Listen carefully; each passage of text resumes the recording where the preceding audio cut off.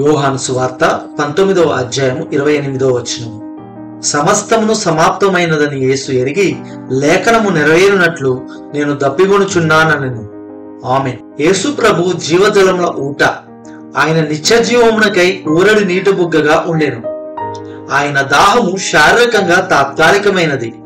ఆయన దాహము దేవుని చిత్తం జరిగించాలని, ఆయన దాహము దేవుని వాక్యం నెరవేర్చాలని, ఆయన దాహము నశించున్న ఆత్మను రక్షించాలని. మార్కు సువార్త 14వ అధ్యాయం 49వ వచనం ప్రకారము లేఖనము నెరవేరబడినట్లు ఇలాగు జరుగుచున్నదని చెప్పాను.